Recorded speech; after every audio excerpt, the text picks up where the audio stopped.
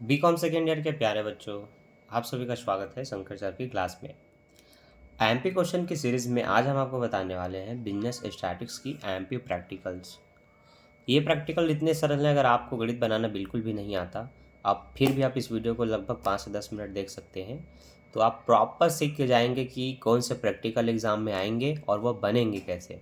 और उसकी प्रैक्टिस अगर आपने बना बना के 2-3 बार कर ली ना, तो एग्ज़ाम में एकदम निडर होकर के जाना और 60 नंबर ले करके आना, ये गारंटी है मेरी कि अगर आप इस वीडियो पे उतना समय देते हैं जितने मिनट का वीडियो बनने वाला है, तो आप मिनिमम 40-50 तो यूँ ही लाएंगे।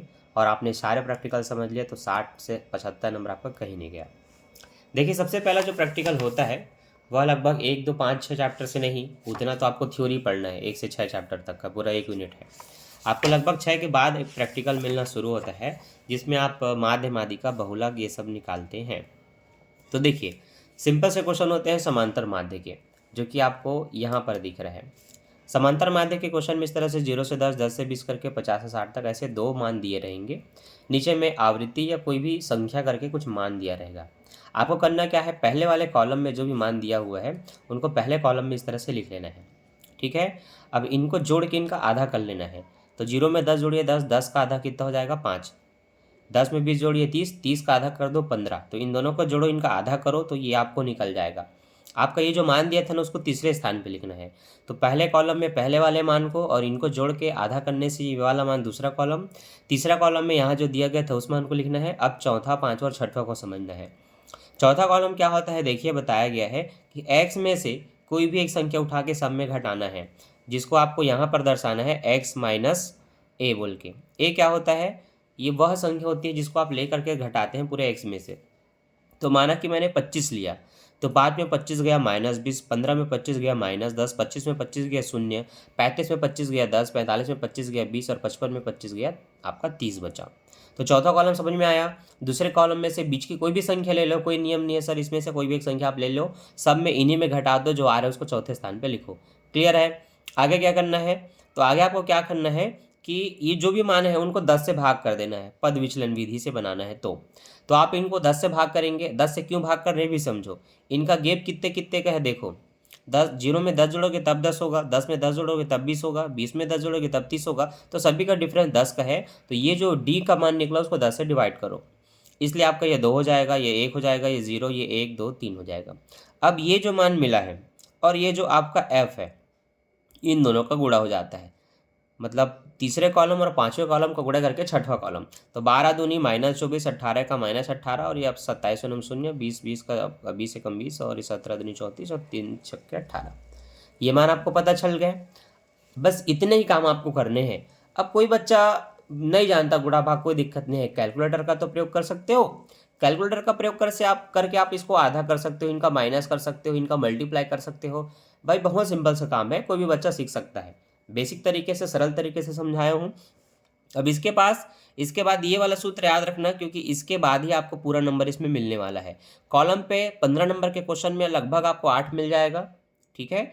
अब इस पे बाकी के 7 या 5 नंबर इस पे मिलेंगे, 10 भी मिल सकता है कॉलम में, 5 नंबर इधर से है। तो सूत्र लिखना है समांतर माध्य बराबर a plus sigma F D X बटे सिग्मा एफ इंटू आई। देखो ये सब होता क्या है, आपने जो तीसरा कॉलम है वो उसको सिग्मा एफ का नाम देना है। योग करने के लिए सिग्मा का प्रयोग करते हैं, किसका योग, एफ का योग। तो सिग्मा एफ मतलब एफ का योग हो रहा है। लास्ट वाले कॉलम को एफ डी बोले हैं ना, एफ डी एस, तो इसमें भी सिग्मा लगा दो तो सिग्मा एफ डी एस हो जाएगा। तो आप इसका योग कर रहे हो। इसका योग करते समय ध्यान देना, माइनस वाली चीज़ें प्लस वाले के साथ कट जाएंगी। तो जैसे कि 18 से 18 कट गया, 24 और 34 कट गए, तो 10 और 20 आपका 30 हुआ। तो यहाँ पर आपको सीधा 30 रुपये लिखना है। अब इसी मान को बताना है कि सिग्मा एफ डी एक्स का मान है, सिग्मा एफ का मान है। सूत्र में A plus sigma F D X बटे sigma F into I, I क्या होता है इनका डिफरेंस। तो ए का मान क्या है जिसको सब में लेके घटाया 25, तो आप ए के जगह 25 लिखेंगे। सिग्मा एफ डी एक्स का मान आपका 30 है, सिग्मा एफ का मान आपका 100 है, आप इनको जोड़िए टोटल 100 होगा। आई क्या है, इनका गैप जो कि 10 है। आप 0 से 0 काटेंगे, 0 से 0 काटेंगे, अब 3 बचा, 25 में 3 जोड़ दीजिए, 28 आपका आंसर है। अब इतना सिंपल क्वेश्चन अगर आपसे नहीं बनाना, तो फिर आपको इस चैप्टर में आप कुछ भी नहीं बना सकते। ये बहुत ही सिंपल था। ऐसे एक सिंपल चीज़ और बताता हूँ, यह आएगा आपके एग्जाम में 15 नंबर का। अब ऐसा एक नहीं 3 चीज़ है इसमें, आपने माध्य सीखना है, इसमें माध्यिका बहुलक भी है, तो आप उनको भी थोड़ा देख लीजिए। है ना। इसके बाद एकदम और सरल चीज़ें बताता हूँ मैं आपको, ताकि आप उसमें भी बिल्कुल आसानी से नंबर पाएँ, आपका ज़्यादा कोई नंबर काट ही ना सके। देखो ये, जिसको हम लोग बोलते हैं माध्यिका, ठीक है, इसको हम लोग बोलते हैं माध्यिका। जैसे कि ये यहाँ पर भी आपको कुछ ऐसे 0 से 10 या 30 35 40 कुछ भी मान दिया रहेगा, उल्टे पुल्टे कुछ भी क्रम में, जैसे इसमें उल्टे क्रम में दिया है। तो आपको क्या करना है, इनको छोटे वाले को सबसे पहले फिर बड़े करके लाइन से जमा के लिखना है। मतलब वही क्वेश्चन है, सेम क्वेश्चन सेम लिखा रहेगा, बस माध्यिका या माध्यक बोल देगा, तब तो आपको समझ आना है कि किस तरह से इसको बनाना है। ठीक है, अब इसको आपने पूरा लिखा, नीचे वाले को भी पूरा लिख लिया। इसमें 5-6 कॉलम नहीं बनता, केवल 3 कॉलम, एक जो ऊपर में दिया है, दूसरा जो नीचे में दिया है, और तीसरा संचयी आवृत्ति का बनता है, जिसको CF इंग्लिश में बोलेंगे, हिंदी में संचयी आवृत्ति। ये कैसे बनता है, आप 4 के 4 को ना पहली संख्या को उठा के लिख दो, लेकिन दूसरा संख्या दूसरे में जुड़ के लिखेगा। मतलब आपने पहला 4 का 4 लिखा, तो आप 4 को 6 में जोड़िए, 6 4 10। अब 10 को इस वाले तीसरे संख्या में जोड़िए, तो 10 और 10 20, 20 और 16 36, 36 और 12 48, 48 और 8 आपका 56, 56 और 4 60। तो तीसरा कॉलम बनाना सीखना है, सीखे। दूसरे वाले के पहले अंकों को लिखो, फिर दूसरा दूसरे में जोड़ के, तीसरा तीसरे में जोड़ करके इस तरह से बनाना है। अब जो इनका टोटल करोगे, उनको n बराबर लिखना कि n का मान कितना आया। उसी n को 2 से डिवाइड करो और देखो कि आपका अंक कितना आ रहा है। अब आपका अंक आया वो 30 आया। अब जो ये 30 है ना, वो स्मॉल m का मान है, याद रखना। आप मिडन वैल्यू निकाल रहे हैं, मध्य मान आपका निकला है 30। अब इस 30 को देखना है कि 30 किन से बड़ा है, शुरू से 4 से भी बड़ा है, 60 से भी बड़ा है। अगर उससे कोई बड़ा आता है तो वहीं पर रुक जाना। तो देखो 4 छोटा है, 10 छोटा है, 20 छोटा है, लेकिन 36 बड़ा है 30 से। तो जो संख्या बड़ी मिलती है वहीं से सारे मान लेने होते हैं। तो इसके ठीक सामने में जो अंक होगा, इसको f का मान बोला जाता है। इसके ठीक ऊपर वाले को ना c का मान बोला जाता है। तो देखो नीचे सूत्रों में मान भरा जाएगा। सूत्र है माध्यिका का L1 plus L2 minus L1 divided by F, और ब्रैकेट में m माइनस सी। m क्या है, जो कट के आया 30। c क्या है, जो ऊपर में है, देखो जिसके अंतर्गत आ रहा है 20 है ना, तो देखो c का मान 20। f क्या है, जो इसके सामने है, जो सबसे बड़ी संख्या है ना, उसके बाद से उसके सामने कौन सी बड़ी संख्या, 30 से बड़ी संख्या 36, 36 के सामने 16। तो f का मान देखो नीचे में 16 लिखा गया है। अब इसी के सामने वाला L1 L2 होता है, तो L1 L2 मतलब 20 और 15। तो L1 L2 की जगह 20 और 15 रखा है, और L1 का मान जो 15 है वही रखना है। तो आपको इस प्रश्न में जब भी इसको काटोगे, चेक करना उससे बड़ा कौन है। जो उससे बड़ा रहेगा उसके ठीक सामने वाला को F, L1 L2, और उसके ठीक ऊपर वाले को C। बस इन्हीं का मान चाहिए आपको। सूत्र में आप देख लो, आपको L1 L2 F चाहिए, और M ये जो काट के आते हैं वो है, वो C ऊपर में है।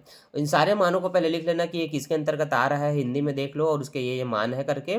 उसके बाद सूत्र में मान भरो, पहले इन दोनों को घटाओ, आपका 5 बचेगा, इन दोनों को घटाओ, आपका 10 बचेगा। अब आप इन दोनों को गुणा करके 5 धाम 50 कर सकते हैं। 16 को 5 से कैलकुलेटर में भाग दीजिए, 16 43 लगभग 3 दशमलव कुछ आएगा। अब इस 15 और उस 3 को जोड़ दीजिए, 18.3 आपका आंसर है। अब इतना इजी क्वेश्चन आपसे नहीं बनेगा ना, तो फिर आप पेपर में कुछ भी नहीं बना सकते। फिर से मैं यही बार बार बोलूँगा कि सबसे ईजी क्वेश्चन मैं आपको समझा रहा हूँ, बस शर्त कि आप वीडियो को पूरा देखो और बिल्कुल बना करके देखो। ठीक है, ऊपरी ऊपर नहीं समझना है, बना करके भी देखना है।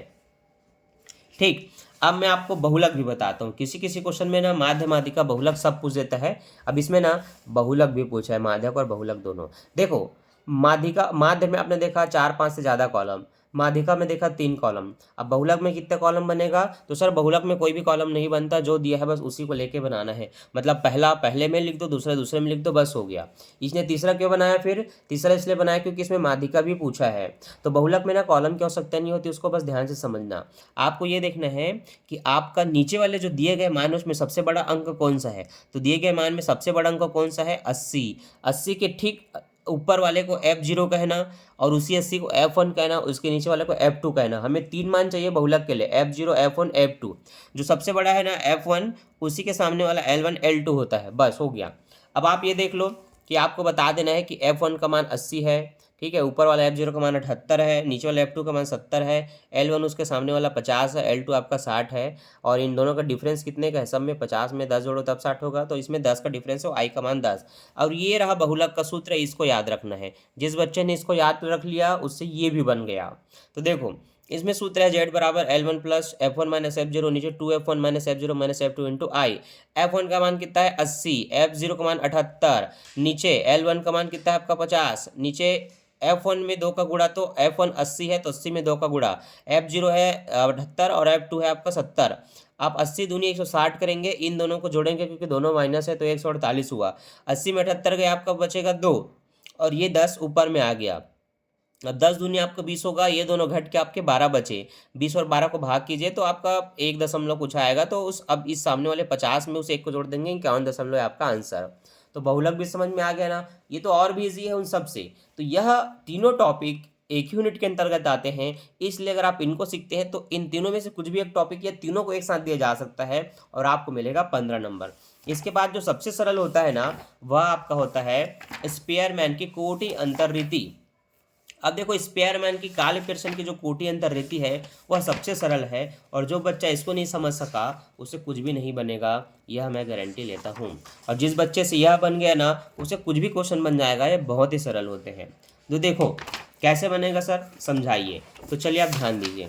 देखो ये रहा आपका क्वेश्चन, जिसमें बताएगा कोटि अंतर रीति द्वारा एक्स वाई के बीच सहसंबंध गुणांक ज्ञात कीजिए, या कोटि अंतर ना बोल करके स्पेयरमैन की रीति द्वारा कोटि अंतर सहसंबंध गुणांक ज्ञात कीजिए। एक्स का कुछ मान देगा, इसमें 0 से 10 नहीं देगा, कोई भी 20 30 40 50 कुछ भी करके देगा। एक एक्स का मान, एक वाई का मान। आपको क्या करना है, इस एक्स के मान को इस तरह से पहले कॉलम में लिखना है। अब आपको ये देखना है कि इन मानों में ना सबसे बड़ा अंक कौन सा है। इन दिए गए मानों में सबसे बड़ा अंक मुझे दिख रहा है लगभग शायद 35। तो जो सबसे बड़ा है ना उसको 1 कहना, उससे जस्ट छोटा वाले को 2 कहना। तो उससे जस्ट छोटा क्या है, देखो 32, उसको 2 कहा गया है। 32 से छोटा 30 होगा, उसको 3 कहा गया है। तो याद रखो नियम, एक्स का मान दिया रहेगा उसको लिखना है, सबसे बड़े वाले को 1, उससे छोटे को 2, उससे छोटे को 3 करके पूरे संख्याओं को क्रम दे देना है। हो सके 10 संख्या है तो कोई अंतिम संख्या 10 ही होगी जो सबसे छोटी होगी। सेम काम y के साथ करना है। y का मान आपको दिया रहेगा, पूरा लिखना, सबसे बड़े वाले को 1 कहना, फिर उसके छोटे को 2, फिर 3 करके इसको भी पूरा क्रम दे देना। तो आप क्या कहेंगे, जो इनका क्रम देंगे उसको x वाले को rx कर देना, y वाले को ry कर देना। ये x का रैंक कहलाता है, y का रैंक कहलाता है, इसी को कोटि बोलते हैं, कोटि अंतर। अब अंतर का मतलब हुआ है दोनों को घटाना, तो rx और ry को घटाना है। इनको घटाने से आपको d मिलता है, तो यहाँ फार्मूले में पूरा लिख भी लेना है। अब आप 10 में 9 घटाएंगे तो 1 मिलेगा। अब 8 में 10 घटाएंगे तो -2 मिलेगा। चिन्हों को भी ध्यान रखना और ये निकालना है। अब उसे d का स्क्वायर कर लेना है। स्क्वायर का मतलब होता है इनको इन्हीं के साथ गुणा, तो 1 एकम 1, 2 दूनी 4, 1 एकम 1, 1 एकम 1, 4 चौक 16, 6 6 36, ये पूरा गुणा करके आ गया। तो सभी 6 कॉलम पता चल गए। इसका रैंक निकालना है, इसका भी रैंक निकालना है, दोनों रैंकों को घटाना है, फिर इन्हीं को इन्हीं के साथ गुणा करके ये बना लेना है। सूत्र है RS बराबर 1 माइनस 6 सिग्मा डी स्क्वायर बटे n और n स्क्वायर माइनस 1। अब देखो सिग्मा डी स्क्वायर मतलब इसका मान, तो 6 का 6 रहेगा, और ये जो मान आया आपका टोटल करने से वो n का मान आपको नीचे 10 लिखना है, और उसी 10 का स्क्वायर अंदर में लिखना है, -1 लिखना है। ये आपने मान भर लिया ना, तो आगे ध्यान देना है, इन दोनों को आप गुणा कर सकते हो तो जो कि ये मिलेगा। अब आपको 10 का स्क्वायर मतलब 10 को 10 के साथ गुणा करोगे तो 100 होगा, 100 में घटाओगे 99 बचेगा, 99 बाहर आके इस 10 से गुणा करेगा तो 990 होगा। दोनों को आप भाग कर सकते हैं या फिर इनका गुणा करके इसके साथ घटा सकते हैं। तो 990 कम 990 माइनस 672 बटे 990। आपको ये समझ में ना आए ना, तो बस आप इनको आपस में भाग कर लो, जो भी संख्या है उसे 1 के साथ घटा दो, जो भी आएगा वो आपका लगभग ये 0 दशमलव कुछ आंसर होगा। ये सबसे इजी क्वेश्चन है, और बस ये 2 प्रैक्टिकल बना करके आप 30 नंबर ला सकते हैं। तो यह वीडियो उन सभी बच्चों के लिए है जो स्टैटिक्स या कोई भी गणित बिल्कुल नहीं जानते और मिनिमम 2 प्रैक्टिकल समझना चाहते हैं और 30 नंबर लाना चाहते हैं। इसका पार्ट 2 अभी तुरंत आएगा, तो आपने इसको देखा तो वीडियो को लाइक कीजिए और पार्ट 2 के लिए फट से कमेंट कीजिए। और आप ऑनलाइन कोर्स ज्वाइन करके भी इसके पूरे प्रैक्टिकल को सीख सकते हैं जो इस पूरे यूनिट्स में है। तो मिलता हूँ नेक्स्ट वीडियो में। Thanks for watching. वीडियो को शेयर करके, लाइक करके शेयर कर देना। Bye bye.